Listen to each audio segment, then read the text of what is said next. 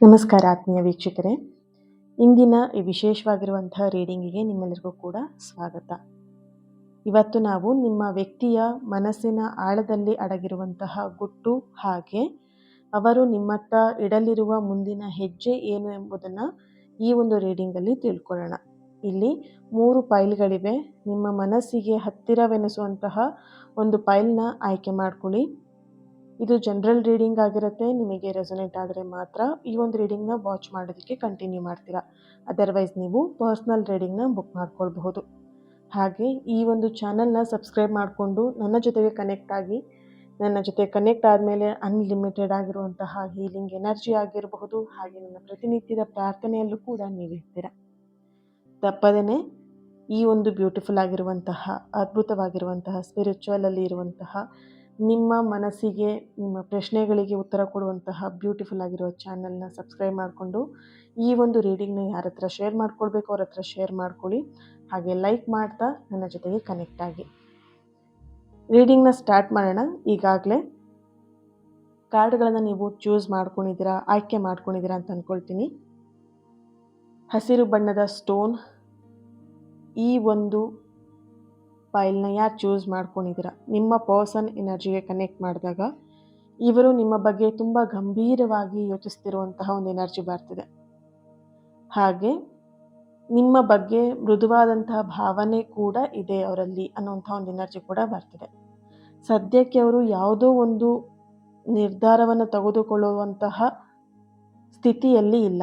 ಯಾಕಂತ ಹೇಳಿದ್ರೆ ಅವರು ಯಾವುದೇ ಒಂದು ನಿರ್ಧಾರ ತಗೊಳ್ಬೇಕಂತ ಹೇಳಿದ್ರೆ 10 ಸಲ ಯೋಚನೆ ಮಾಡುವಂತಹ ವ್ಯಕ್ತಿ. ಸಣ್ಣ ಕೆಲಸಗಳನ್ನೇ ಮಾಡಬೇಕು ಅಂತ ಹೇಳಿದ್ರೆ 10 ಸಲ ಯೋಚನೆ ಮಾಡುವಂತಹ ವ್ಯಕ್ತಿ ಈ ನಿಮ್ಮ ಪರ್ಸನ್ ಎನರ್ಜಿ ಕನೆಕ್ಟ್ ಮಾಡಿದಾಗ ಬರ್ತಿರುವಂತಹ ಎನರ್ಜಿ ಇದಾಗಿದೆ. ಸೊ ಹಾಗಾಗಿ ಸದ್ಯಕ್ಕೆ ಅವರು ಯಾವುದೇ ರೀತಿಯಾದಂತಹ ಒಂದು ನಿರ್ಧಾರಕ್ಕೆ ಬರೋದಕ್ಕೆ ಅವರಿಲ್ಲಿ ಪರದಾಡ್ತಾ ಇದ್ದಾರೆ. ಆ್ಯಂಡ್ ಬರೋದಕ್ಕೂ ಕೂಡ ಅವರಿಗೆ ಸಾಧ್ಯ ಇಲ್ಲ. ನಿರ್ಧಾರ ತೆಗೆದುಕೊಳ್ಳೋದಕ್ಕೂ ಅವರಿಗೆ ಸಾಧ್ಯ ಆಗ್ತಾ ಇಲ್ಲ.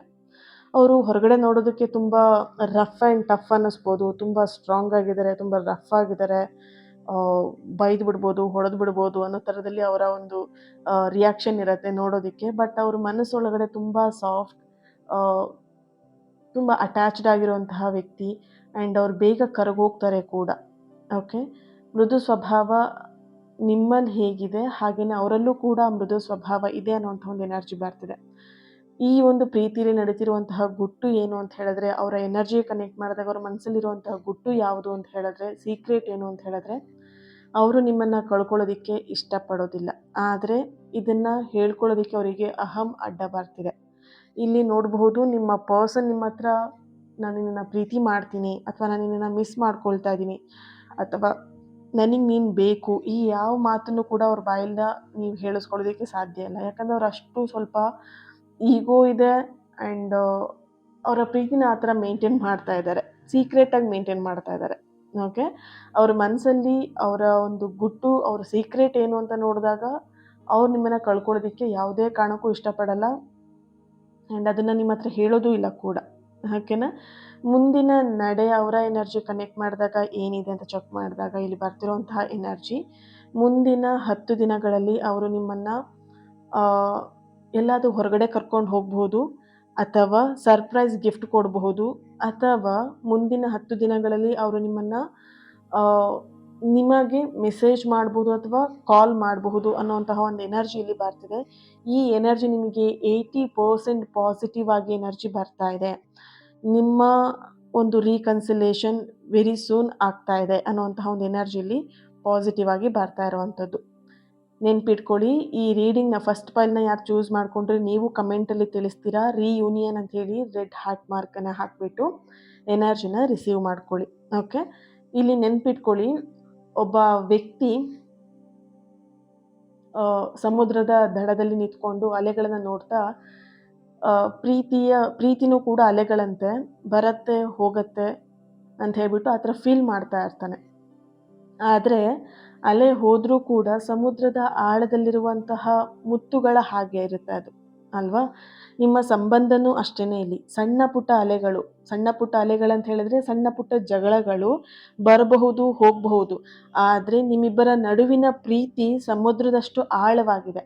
ನೀವಿಲ್ಲಿ ತಾಳ್ಮೆಯಿಂದ ಇರಿ, ಮತ್ತು ನೆಮ್ಮದಿಯಿಂದ ನೀವಿರಬೇಕಾಗತ್ತೆ. ನೀವಿಲ್ಲಿ ಟೆನ್ಷನ್ ಮಾಡಿಕೊಂಡು ನೆಗೆಟಿವ್ ಆಗಿ ಯೋಚನೆ ಮಾಡೋದ್ರಿಂದ ನೀವಿಬ್ಬರು ಕನೆಕ್ಷನಲ್ಲಿ ಇರ್ತೀರಾ, ಒಂದಕ್ಕೊಂದು ಸೋಲ್ ಕನೆಕ್ಷನ್ ಇರುತ್ತೆ. ನೀವಿಲ್ಲಿ ಯಾವ ರೀತಿಯಾಗಿ ನೆಗೆಟಿವ್ ಆಗಿ ಫೀಲ್ ಮಾಡ್ತೀರಾ, ಆ ಕಡೆ ಆಟೋಮೆಟಿಕಲಿ ನಿಮ್ಮ ಪರ್ಸನ್ ನೆಗೆಟಿವ್ ಆಗಿ ಫೀಲ್ ಮಾಡೋದಕ್ಕೆ ಸ್ಟಾರ್ಟ್ ಮಾಡ್ತಾರೆ.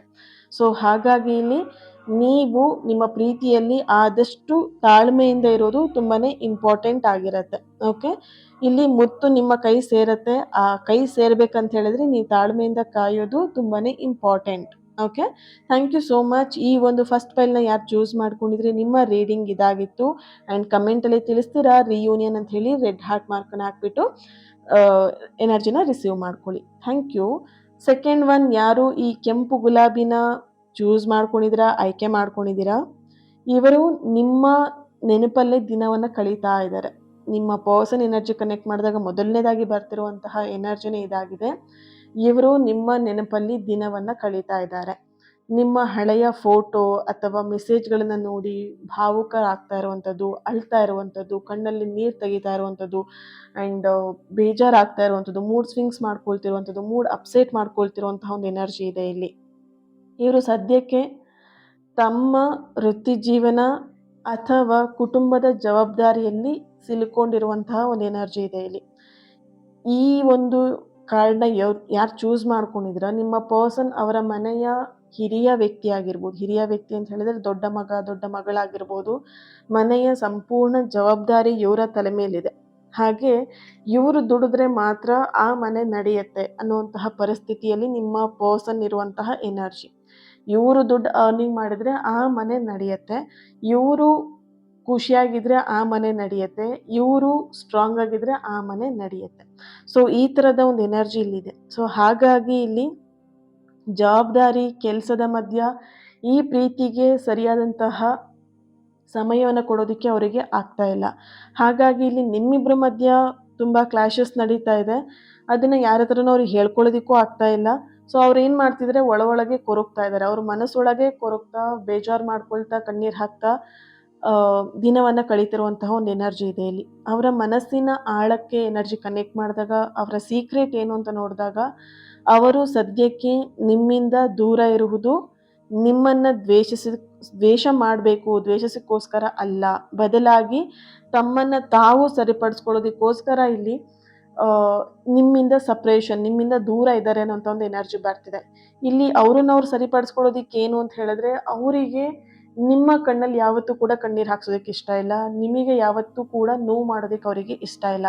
ಇಲ್ಲಿ ಅವರಿಗೆಲ್ಲೋ ಅನ್ನಿಸ್ತಾ ಇದೆ, ನನ್ನಿಂದ ನನ್ನ ಪರ್ಸನಿಗೆ ಬೇಜಾರಾಗ್ತಾ ಇದೆ, ನೋವು ಆಗ್ತಾ ಇದೆ ಅಂತ ಹೇಳಿ ಎಲ್ಲೋ ಒಂದು ಕಡೆ ಅವ್ರಿಗೆ ಅನ್ನಿಸ್ತಾ ಇದೆ.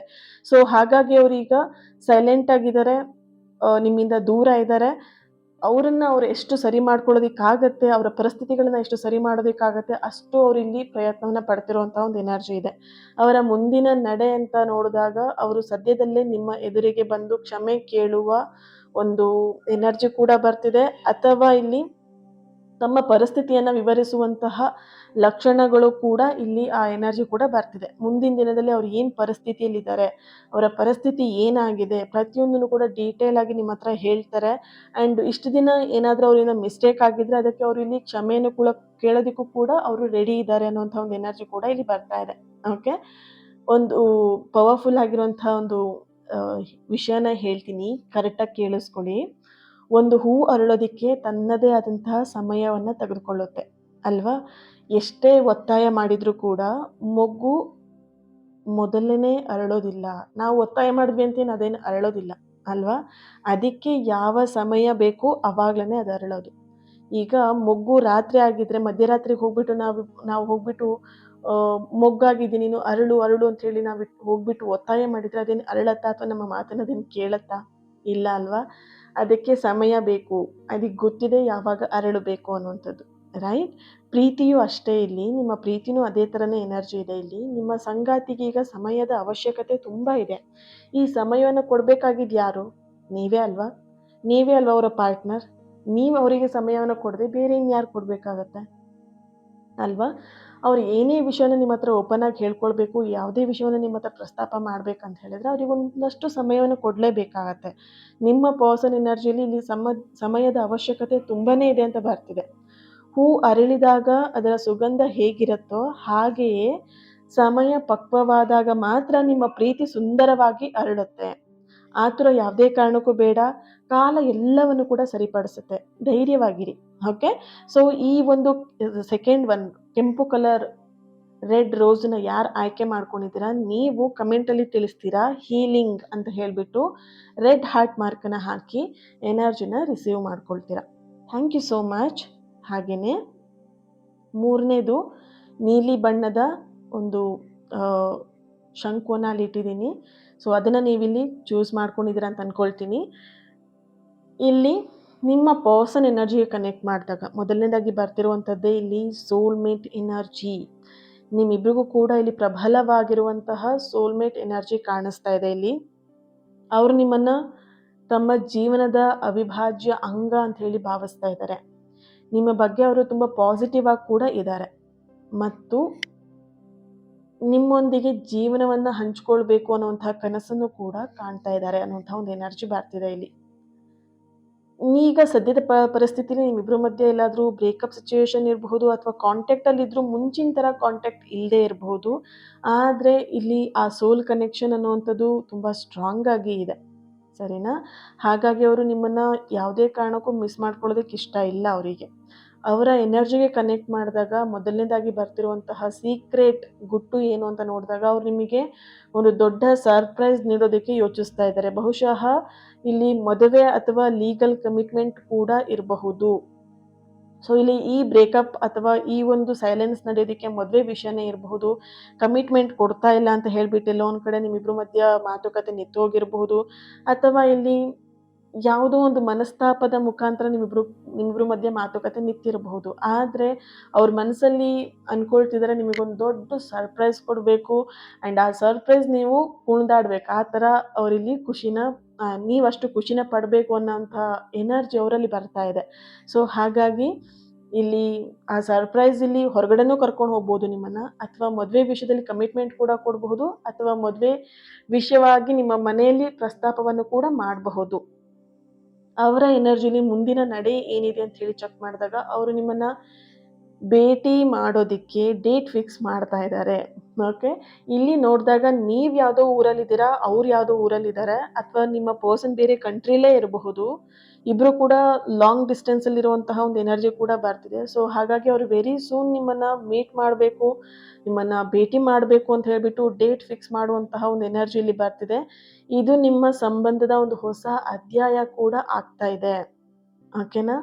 ಈ ಒಂದು ಭೇಟಿ ಕೇವಲ ಭೇಟಿಯಾಗಿರೋದಿಲ್ಲ, ಒಂದು ಹೊಸ ಅಧ್ಯಾಯದ ಭೇಟಿಯಾಗಿರುತ್ತೆ ಅನ್ನುವಂತಹ ಒಂದು ಎನರ್ಜಿ ಇಲ್ಲಿ ಸ್ಟ್ರಾಂಗ್ ಆಗಿ ಬರ್ತಿದೆ. ಅರ್ಥ ಮಾಡ್ಕೊಳ್ಳಿ, ಆಕಾಶದಲ್ಲಿ 1000 ನಕ್ಷತ್ರಗಳಿದ್ರೂ ಕೂಡ ಚಂದಿರ ಒಬ್ಬನೇ ಇರ್ತಾನೆ. ಜಗತ್ತಿನಲ್ಲಿ ಎಷ್ಟೇ ಜನ ಸಿಕ್ಕಿದ್ರೂ ನಿಮ್ಮ ಹೃದಯಕ್ಕೆ ಹತ್ತಿರವಾದವರು ಒಬ್ಬರೇ ಇರ್ತಾರೆ ಅಲ್ವಾ? ಜಗತ್ತಲ್ಲಿ ತುಂಬ ಜನ ಇದ್ದಾರೆ, ಅವರೆಲ್ಲರನ್ನೂ ನೀವು ಲೈಫ್ ಪಾರ್ಟ್ನರ್ ಮಾಡ್ಕೊಳ್ಳೋಕ್ಕಾಗಲ್ಲ ಅಲ್ವಾ? ನಿಮಗೆ ಮನಸ್ಸಿಗೆ ಹತ್ತಿರ ಆಗುವಂಥ ವ್ಯಕ್ತಿ, ನಿಮ್ಮ ಹೃದಯಕ್ಕೆ ಹತ್ತಿರ ಆಗಿರುವಂಥ ವ್ಯಕ್ತಿಯನ್ನು ಮಾತ್ರ ನಿಮ್ಮ ಲೈಫಲ್ಲಿ ನಿಮ್ಮ ಲೈಫ್ ಪಾರ್ಟ್ನರ್ ಆಗಿ ಮಾಡ್ಕೊಳ್ತೀರಾ. ವಿಧಿ ನಿಮ್ಮಿಬ್ಬರನ್ನ ಒಂದು ಮಾಡಿದೆ, ಸರಿನಾ? ಅಂದರೆ ಅದಕ್ಕೊಂದು ದೊಡ್ಡ ಕಾರಣ ಇರುತ್ತೆ ಅಲ್ವಾ? ದೇವರು ನಿಮ್ಮಿಬ್ಬರನ್ನ ಒಂದು ಮಾಡಿದ್ದಾರೆ ಅಂತ ಹೇಳಿದರೆ ಸುಮ್ಮನೆ ಅಂತೂ ಒಂದು ಮಾಡಿಲ್ಲ.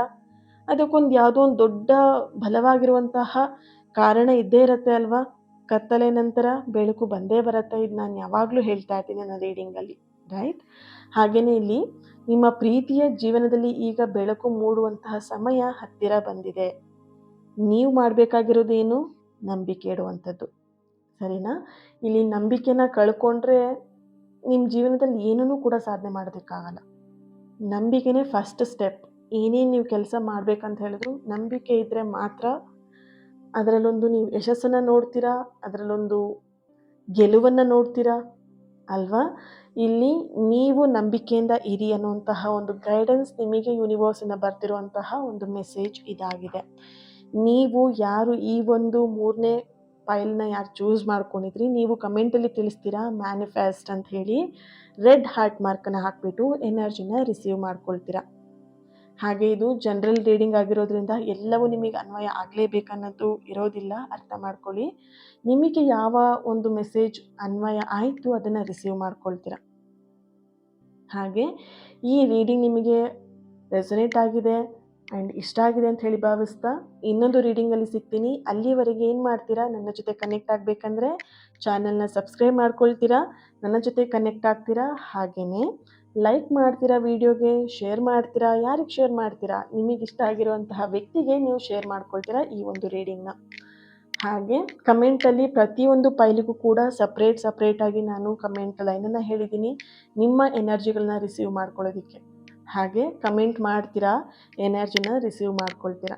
ಓಕೆ, ನಿಮ್ಮ ಪ್ರೀತಿ ಸದಾ ಹೀಗೆ ಇರಲಿ ಅಂತ ಹೇಳ್ತಾ, ಇವತ್ತಿನ ದಿನ ಯಾರೆಲ್ಲ ಬರ್ತ್ಡೇನ ಆಚರಿಸ್ಕೊಳ್ತಾ ಇದ್ದೀರಾ ನಿಮ್ಮೆಲ್ಲರಿಗೂ ಕೂಡ ಹ್ಯಾಪಿ ಬರ್ತ್ಡೇ. ಆ್ಯಂಡ್ ಯಾರೆಲ್ಲ ಮ್ಯಾರೇಜ್ ಆ್ಯನಿವರ್ಸರಿನ ಸೆಲೆಬ್ರೇಟ್ ಮಾಡ್ಕೊಳ್ತಿದ್ದೀರಾ ನಿಮಗೂ ಕೂಡ ಹ್ಯಾಪಿ ಆ್ಯನಿವರ್ಸರಿ. ಆ್ಯಂಡ್ ನಿಮ್ಮೆಲ್ಲರ ಸಕಾರಾತ್ಮಕವಾಗಿರುವಂತಹ ಆಸೆಗಳೆಲ್ಲವೂ ಕೂಡ ಆದಷ್ಟು ಬೇಗ ನೆರವೇರಲಿ ಅಂತ ಹೇಳಿ ಬ್ಲೆಸ್ ಮಾಡ್ತಾ, ಹೀಲ್ ಮಾಡ್ತಾ, ನಿಮ್ಮೆಲ್ಲರ ಪ್ರೀತಿನೂ ಕೂಡ ಆದಷ್ಟು ಬೇಗ ಸರಿಯಾಗಲಿ ಅಂತ ಹೇಳಿ ಬ್ಲೆಸ್ ಮಾಡ್ತಾ, ಹೀಲ್ ಮಾಡ್ತಾ. ತುಂಬ ಜನ ಶೇರಿಂಗ್ಸ್ ಕೂಡ ಮಾಡ್ತಾ ಇದ್ದೀರಾ ಪರ್ಸ್ನಲ್ ಆಗಿ ನನ್ನ ಹತ್ರ. ಹೀಗೆ ನಿಮ್ಮ ಶೇರಿಂಗ್ಸ್ನ ಮುಂದುವರಿಸಿ ನನ್ನ ಹತ್ರ ಹಂಚ್ಕೊಳ್ಳಿ ನಿಮ್ಮ ಎಲ್ಲರ ಪಾಸಿಟಿವ್ ಆಗಿರುವಂತಹ ವಿಷಯಗಳನ್ನು. Thank you so much. God bless you all. Lots of love. ಪ್ರೀತಿ ಸದಾ ಹೀಗೆ ಇರಲಿ. Thank you.